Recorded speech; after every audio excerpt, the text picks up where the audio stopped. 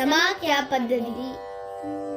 श्रीमान् वेङ्कटनाथार्यः कवितार्किककेसरी वेदान्ताचार्यवर्यो मे सन्निधत्तां सदा हृदि।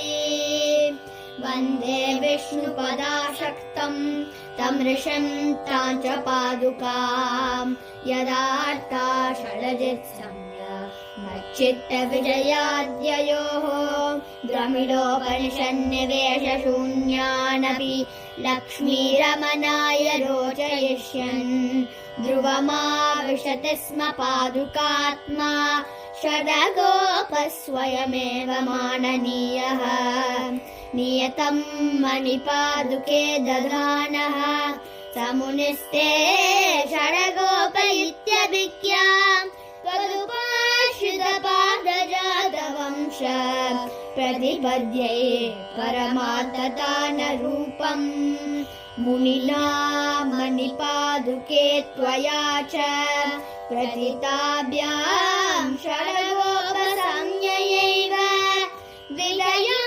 सकलोपजीव्यमासीत् प्रथमेन श्रुतिरन्यतत्सदर्दः आकर्ण्यकर्णामृतमात्मवन्तो गाता सहस्रं षडगोपसूरेः मञ्जुप्रणादां मणिपादुके त्वां तदेकनामानमनुस्मरन्ति यः सप्तपर्व व्यवधानुतुङ्गां शेषत्वकाष्ठाभगजन्मुरारेः तस्यापि नामोद्वहनात् त्वयासौ लघूकृतो षडगोपसूरिः शय्यात्मना मधुरिपोरजिशेषभूता पादाशयेन च पुनर्द्विगुणीकृतं तत् भूयोऽपि भागवत शेषतया